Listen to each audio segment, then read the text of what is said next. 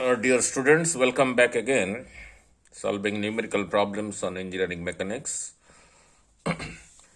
So we have been solving numerical problems from problem set 2.7 from the book Engineering Mechanics by Professor Timoshenko and D.H. Young of Stanford University. Now solution to 2.109. This is a problem on friction. Now let me read out the statement. And there are two blocks, as you can see, see in this diagram. Two blocks, block 1, block 2. The weight of this block is W1. The weight of this block is W2. The weight is acting from the center of mass of this block vertically downward due to the pull of the earth. And the weight of this block W2 acting from its center of mass vertically downward due to the pull of the earth. Instead of M into G, it is given in W1 and W2. And both the blocks are resting on an inclined plane. As you can see, this inclined plane making angle alpha with the horizontal. The value of alpha is not known, to be found out. Now, and the two blocks are connected by a string here. And if the coefficient of frictions are mu1, is the value of the coefficient of friction mu1 0.2 for the block W1 and is 0.3 for the block W2. Find the angle of inclination of the plane for which sliding will be impeded. Assume W1 is equal to W2, that is 22.25 Newton.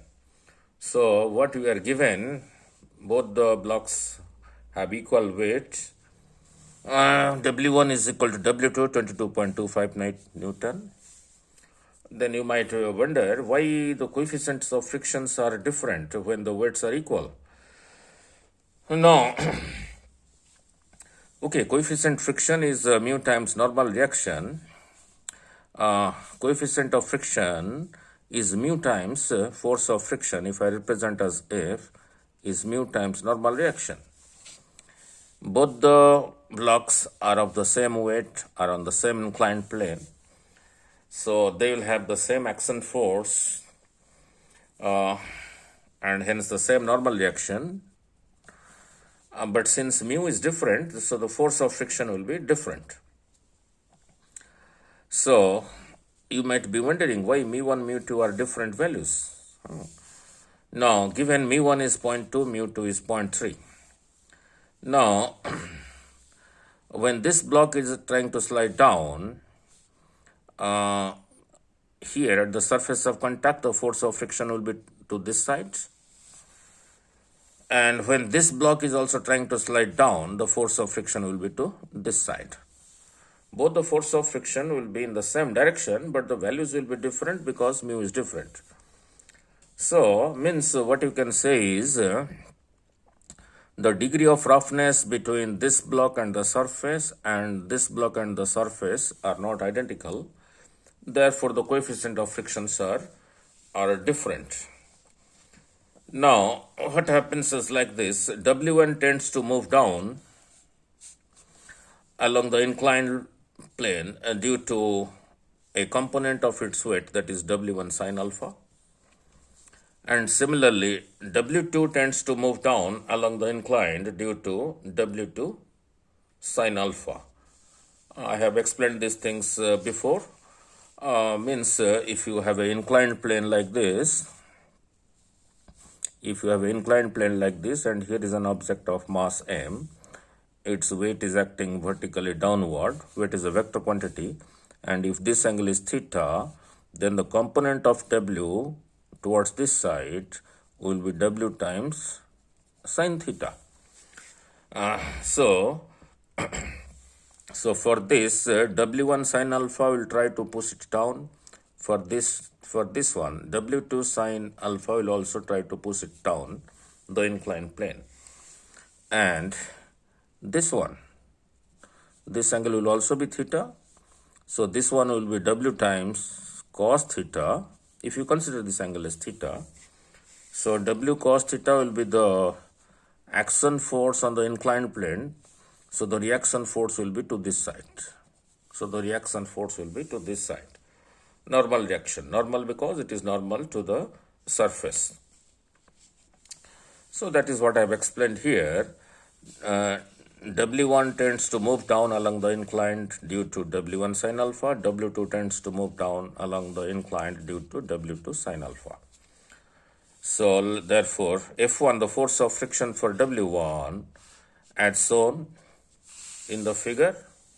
So F1 will be to this side, the force of friction, and which will try to oppose the motion of W1 along the inclined. Here F2, the force of friction, will be also in the same direction, which will try to oppose this W2 from sliding down. Now, since both W1 and W2 are connected by a string, there will be a tension force, S. If you consider this tension force, for this object it will be to this side, and for this object it will be to this side. Means away from the mass. So I have only drawn one free body diagram, that is for W1. So this is your W1. W1 is acting vertically downward. This angle is given as alpha. This will be 90. So this will be 90 minus alpha. So this will be alpha to make this whole angle 90. So the component of W1 to this side will be W1 sin alpha, to this side will be W1 cos alpha. W1 cos alpha is the action force on this inclined plane. So the reaction force will be to this side, R1. And this is the direction of the tension for the block W1.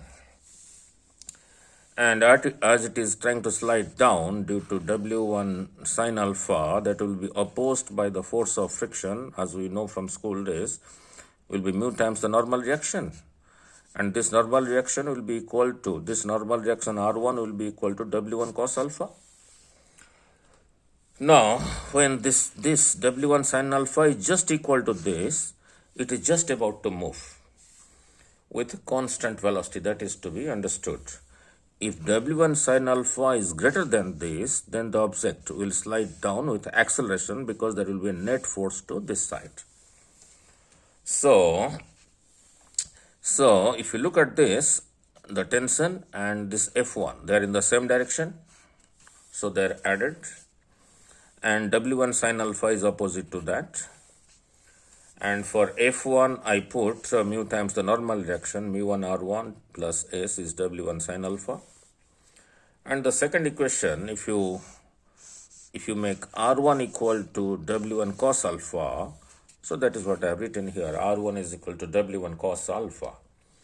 Now put this value of R1 here, so this reduces to mu1 W1 cos alpha plus S is equal to W1 sin alpha.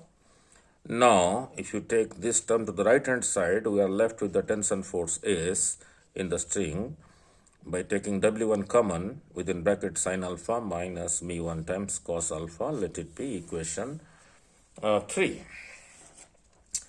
Let it be equation 3.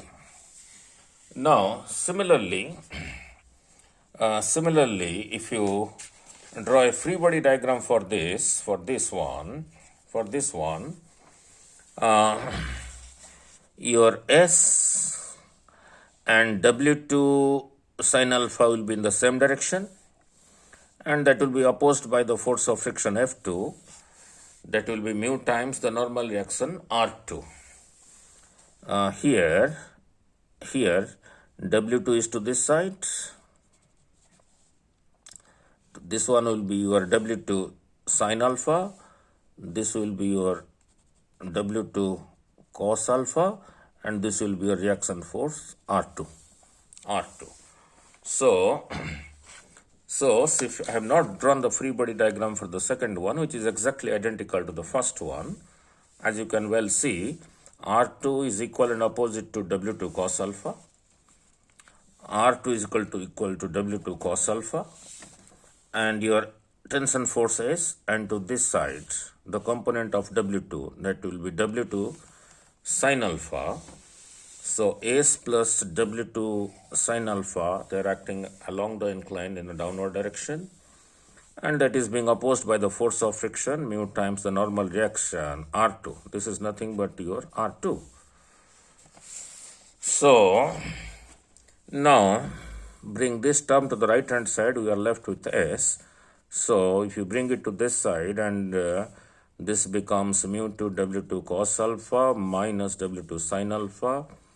Now if you take W2 common from here and here, we are left with W2 times mu 2 cos alpha minus alpha, make it equation 5.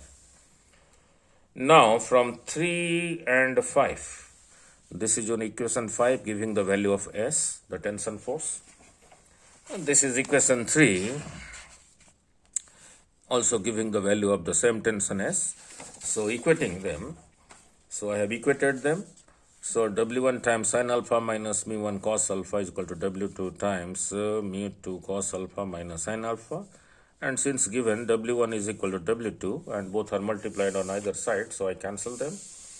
So I am left with sine alpha minus mu1 cos alpha is mu2 cos alpha minus sine alpha. Now bring the sine alpha to the left hand side, we get 2 times sine alpha, and take this term to the right hand side, take cos alpha common, we get mu1 plus mu2. And mu1 plus mu2, and alpha is not known. Or take this 2 which is multiplied to the right hand side, it is divided here, bring cos alpha to the left hand side, sin alpha over cos alpha is tan alpha is mu1 plus mu2 over 2. Put the value of mu1 mu2, so this becomes 0.5 over 2, that is equal to 5 over 10 times 1 by 2.